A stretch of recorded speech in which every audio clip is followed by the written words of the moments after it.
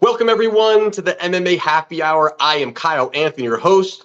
Today, we are talking UFC Vegas 89, Rose Namajunas versus Amanda Ribas. We're going to talk three plays here like we always do on the show. And listen, for the last 2 months, I have come on this show and I have said, hey, we have cashed. We keep cashing. We've got a streak going. And guess what? We did it again. We picked up 6 units last weekend. Really, really happy about the performance there. Did really well. We had 4 plays for clients, hit all 3 of them. The only one we didn't hit was Brian Battle. That was our bigger play of the night. We were all over that. It really should have been probably about 10 units of profit.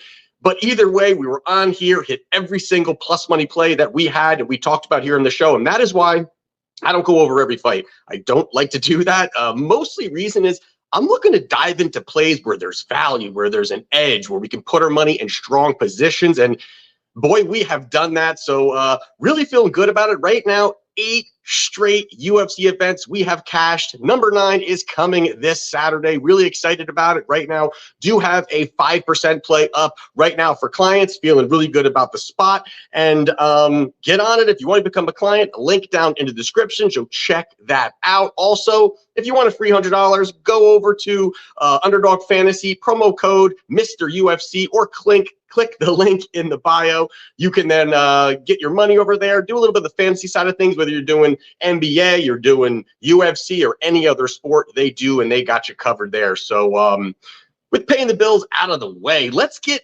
into the main event of the evening between Rose Namajunas and Amanda Ribas. Ribas, whatever it may be. Right now, we've got the line Rose Namajunas minus 210. On the comeback here, we've got Amanda Ribas plus 175. So we all know what we're getting here in this spot when you're looking at Rose Namajunas, former strawweight champion, very, very well-rounded. On the other side, you've got Amanda Ribas, where she's just aggressive. She's going to push forward, and she's a high-level jiu-jitsu player. Now, when you're looking at this fight, you know, this is the second time that we have Rose fighting in the flyweight division. And I think that's a really interesting piece to this fight when you're just kind of looking at it as a whole. You know, prior to her move, she fought maybe one of the worst title fights in the history of the UFC. She fought Carla Esparza, was one of the most boring fights. Output was terrible. Everything was bad overall. It was a close fight, but it ended up being a loss for Rose Namajunas. If you look at the strikes landed, the significant strikes, it was 37-30 in a 5-round fight. That is impressive to actually have that low over 5 rounds. Wait, before we kind of get into that. And then she loses that, and then she wants to make the change. And here you're looking now at you know, her fight against Manon Fiore, where Manon is physical, big, strong, really, you know, going to be a title challenger, you know, really a lot of great things that she does do. And she was pretty much outgunned, you know, kind of in that fight. She just didn't have the firepower. She just didn't have it. But when you kind of look at it a little further, is that Rose supposedly broke her hand or some kind of injury in that first round. She ended up winning the 3rd round. You know, Rose looked good in certain spots in that spot, but again, the power, the strength, the physicality, I think was a little bit too much for her. Even significant strikes landed there was 60-58. So it's not like she got washed there. I thought that she looked pretty good in that spot. Now, the difference here on Saturday is going to be the fact that Ribas is not big flyweight. You know, she's been bouncing back and forth between the divisions. And I think that kind of could give a little bit of a more of an edge to Rose because of the fact that she's not going to have to deal with that physicality. She's just not going to have to deal with it. And I think that's going to be something that's going to be really important here. But if you look on the feet here, I mean, if this stays on the feet, I think Rose pieces her up throughout the 5 rounds or however long the fight goes. I just think that her footwork is incredible. I think that really is going to be the hardest part for Amanda to kind of cut distance, to kind of get in there, throw her big shots. You know, faster developing combinations from Rose. She works her angles really well. And I just think that the striking for Amanda is pretty sloppy. I mean, she kind of uses her striking to kind of go in there, cut distance, get her hands on you, bully her way in. You know, she's tough, and there's no doubt about it that she's a tough girl, can come forward and throw the big shots, but she just doesn't have the technical skills when it comes to just purely boxing or kind of being on the feet and mixing it in a little bit. And I think that's going to be an issue for her. And really the footwork of Rose, I think, is going to cause Ribas problems the entire fight. And I think another big issue for Ribas in this spot is really just her terrible striking defense. And when she pushes forward, when she's looking to cut that distance, a big part of that really is just kind of leaving her head up. You know, she's got her head up, her chin's up in the air.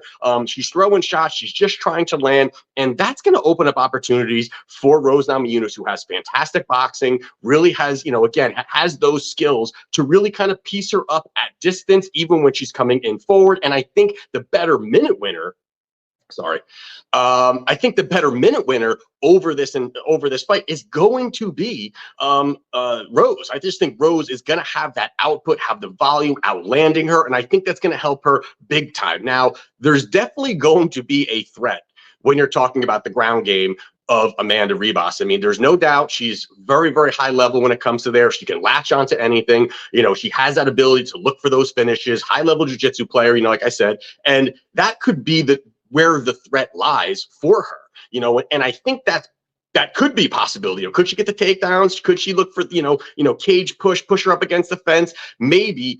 But also the fact that, you know, Rose, you know, a lot of us, I think, kind of forget that Rose was a predominantly a grappler. You know, she was really a grappler. You know, that was her initial really skill set. And then she kind of, you know, blossomed into this great striking, the good footwork. You know, she doesn't look the part of some bruiser that's going to throw some big shots, but she definitely can pitter patter her way really through fights. And we've seen her, you know, face extremely high level fighters, you know, beat multiple world champions. And that, to me, again, the skill level, the experience, the really the arsenal of weapons that Rose does have, I think highly favors her. And the fact that, yes, if this fight goes to the ground, there's going to be opportunity for Ribas to do certain damage there, find a position, bank around, or whatever it may be. But again, Rose is slick on the ground. She's, you know, very opportunistic off of her back. You know, she'll look for certain things. And I think that's, you know, that could be an opportunity where even if she goes to the ground, I think Rose can get back up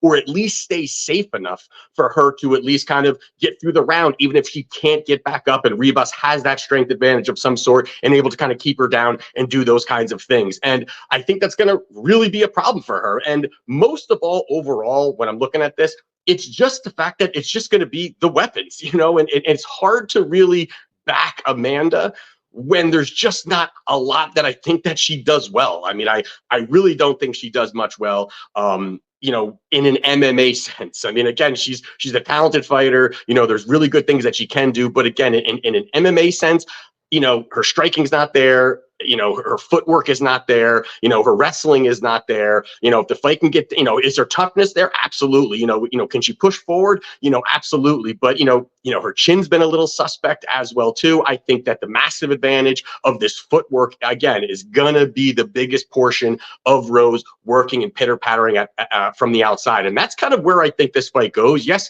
I do think Rose gets this victory here, but I do think this one goes the distance. You know, I don't think that either one is really going to have that opportunity to get a finish. And I think also Rose can, you know, kind of play that game where she's fine not, you know, going out there and having some flashy finish by any means. We have seen that where she can be fine working at distance, pitter-pattering shots, utilizing her footwork, and even, you know, and getting this to the scorecards. And I think the better minute winner, the more output, the more shots landed is really going to be Rose here. So, you know, getting off the big number about -210, you know, we're seeing that number kind of fluctuate all over the place the last few days. But getting off the big number here, I like Rose via points +250. I think is a great number here. And I just don't think that the finish is going to be there. I think, again, if there's going to be a finish, I think it could be something on the ground. It could be something like that. And I think both of them kind of nullify each other out where neither is going to get a submission. And I think the minute winner and the more output will be Rose. So I'm taking Rose Namajunas via points +250. Now, the next one we're going to talk about here is going to be Carl Williams versus Justin Tafa. We've got Justin Tafa. Carl Williams is -200 and Justin Tafa is +160. Now, we all know what we're getting with Carl Williams here. Hold on. Listen, we all know we're getting with Carl Williams here, right?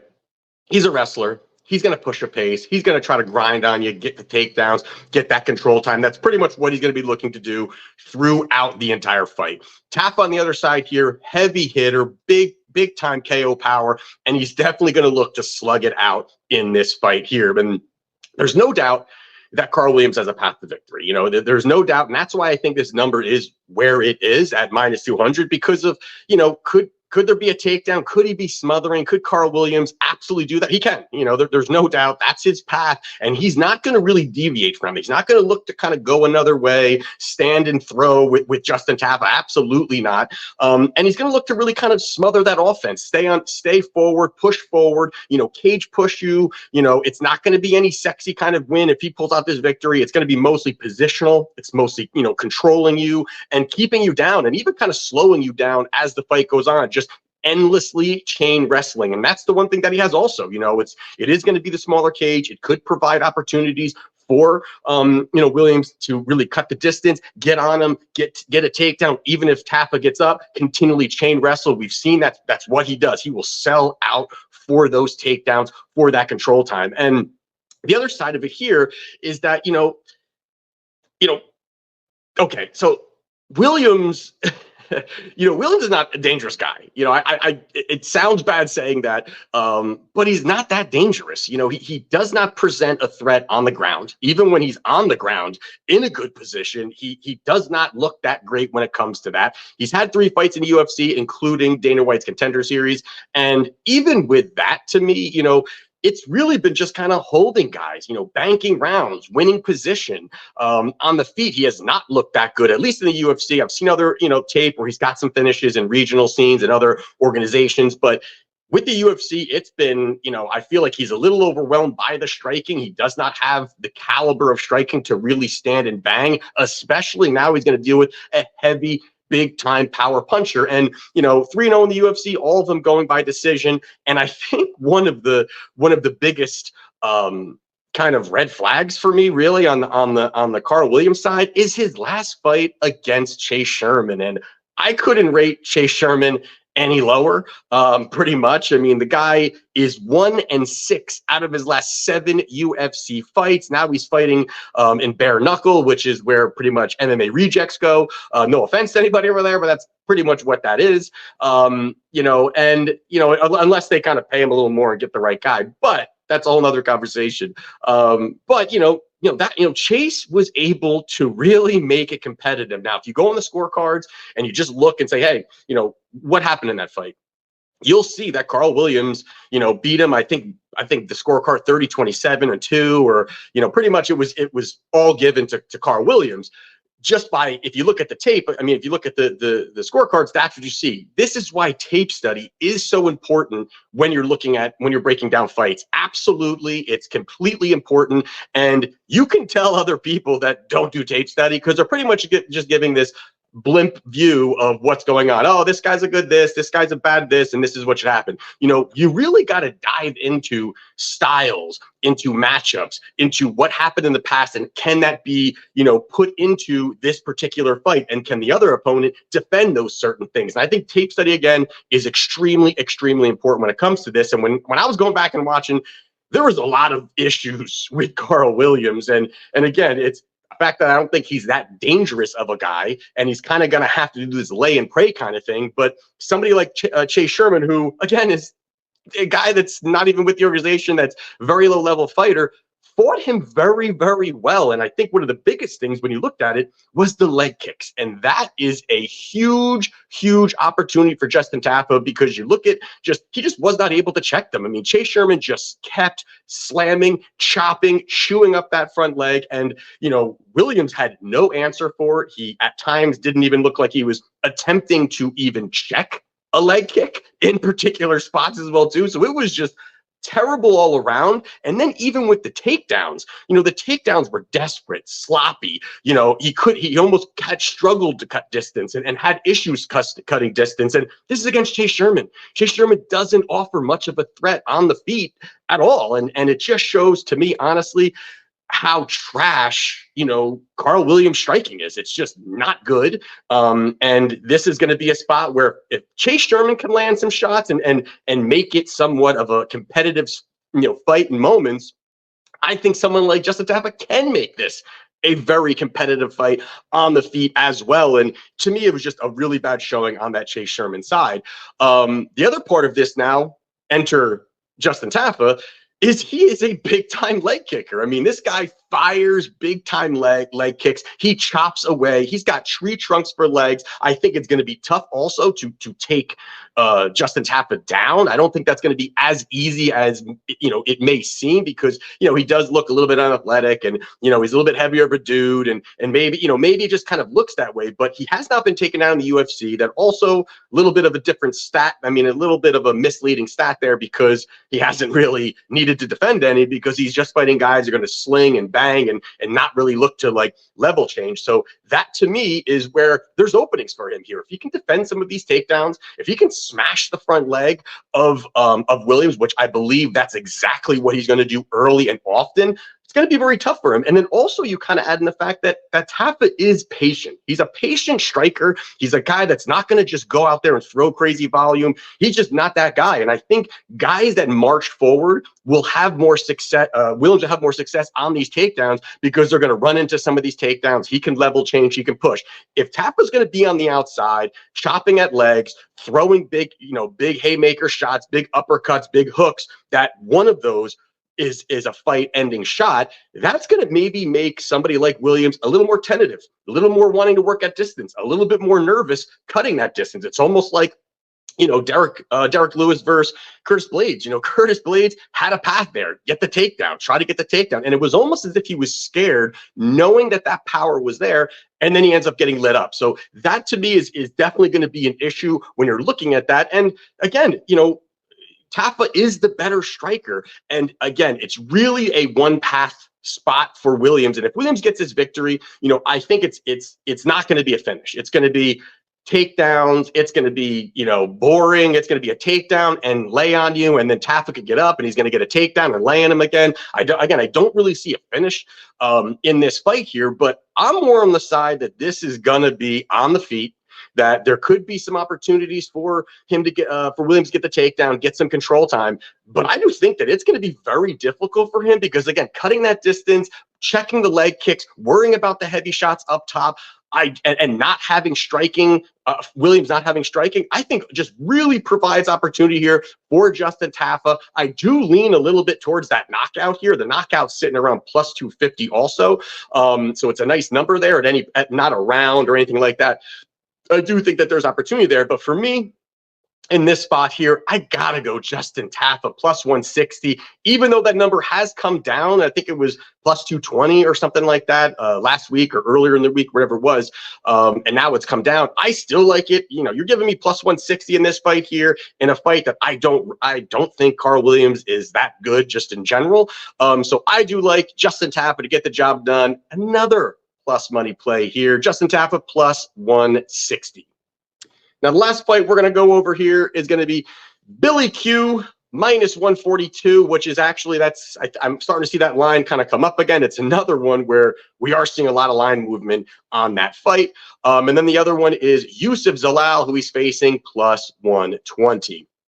So this is an interesting fight, I think that's on this card here. And Billy Q, durable fighter. He's going to push forward. He's going to really, really give up, push that pace and that pressure, where you've got Youssef Zalal on the other side here. This guy, well-rounded fighter, but definitely a technical striker when you're looking at it. And this is another interesting, where I was just talking about line movement. This opened up Billy Q, I think is around like minus 280, somewhere around there. I think, depending what book or where you're shopping or whatever it is. Again, always have a lot of different books. That's another thing, but maybe for another time. But because I get DMs sometimes, people are like, I don't have that book. I'm like, you should fucking go get an account over at that book, because you should have like 5 different outs at least. But anyway, so anyway, he opened up around the minus 300 mark. Now he's around the minus 150 mark. And it's incredible that the money, how much has come in on Zalal in this spot here. And, I think a little bit of it has to do with when some people are going back and they're rewatching, Zalal had a really competitive fight with current champion Ilia Topuria. And, no doubt about it, it was a competitive fight. Zalal looked good. It was, a fight where Topuria won. But again, they went the distance. He fought well. And I think that's a little overstated when you're kind of looking at it, going back and seeing who these guys fought and all that stuff. I mean, it was the debut of Topuria in the UFC, and also this was back in 2020. So it's not that this is some very recent fight or the debut always is going to be where the fighter's just not going to be at top condition. That's kind of a thing that you always see there, whether it's nerves, getting used to it, whatever it is. But anyway, he goes out there and he does beat Zalal in a competitive fight. The other part of this is that after that he lost. He didn't look good. He ended up getting beat up by Sung Woo Choi. He lost to Sean Woodson, and then he had a draw with Damon Blackshear, and then the UFC got rid of him. Leaves the UFC after going 0-3-1, then ends up coming back. He went out, fought lower level organizations, and now here he is. Here he's back. Now, one of the biggest issues going back and rewatching tape is the fact that Zalal is just very, very, very low volume. I mean, this guy does not push out a high volume. He does have the striking. He's got good kickboxing. He's got good footwork. He can work at range. And he's got some weapons there, but he just doesn't pull the trigger very often. And that is going to be a problem at any point when you're looking at it. That's going to be a problem at any point. And when you're looking at it, just stat wise here, Zalal averages 3 significant strikes landed per minute on the and on the other side you've got Billy Q, who averages 8 significant strikes per minute landed. So he's landing literally 4 times as much as Zalal is, and that's a big problem here when you're fighting somebody like Billy. He weaponizes that cardio so well. He's able to push the pace. He's able to get on you, push forward, really make it difficult for you, kind of smothering really anything that you can offer. He can cage push if he wants to. He can get some takedowns. But the one thing is that he's durable, and he's going to have a big gas tank to really push forward, cause problems, and make it really dirty. And Zalal's a guy who's going to want space, who's going to want to work at range, who's going to want to utilize some of that kickboxing. And then you add in that this is going to be in the apex cage. I think that really also does hurt Zalal in this spot where he can't really kind of find opportunity to start to kind of, back up a little bit because, and again, we all know that Billy is going to move forward. He's going to have volume. He's going to push the pace, and he's not going to care what kind of, at times, he takes a little too many shots than he should be. But again, Zalal, the low volume, won't really present that problem. I think when Billy comes forward, he really looks to push that pace. And the other part of it is the fact that Billy's going to have the size. I think the strength advantage, the physicality advantage will also go to Billy here, and I think that really hurts a lot of the things that Zalal wants to really utilize. And if he wants to push him up against the fence, if he wants to cage push, he can do all of those things. So I really think that there's a lot up against Zalal. And then the last part here that is up against Zalal is the fact that this is short notice. This is a very short notice fight for him. And you also add in the fact that this is not only just short notice, but this is up a weight class. So he really is up against it when you're looking at Zalal, who's going to have low volume, who's stylistically, I think, going to struggle. The smaller apex cage, short notice, up a weight class. I mean, that's a lot of things to me that really point towards Billy Q's style. And even at this price, I like this price. I mean, now that it's come down,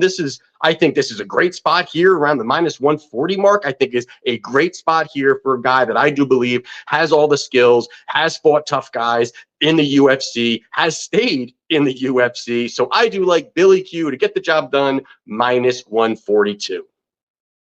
So there you have it for UFC Vegas 89. Let's see how we do. Let's get this 9th straight UFC event cash. Now, if you want to become a client, again, link down in the description right now. All different when you're looking for monthly, yearly, or just this weekend. We got you covered there. So let's keep it going, and we'll do this again next weekend. Let's cash.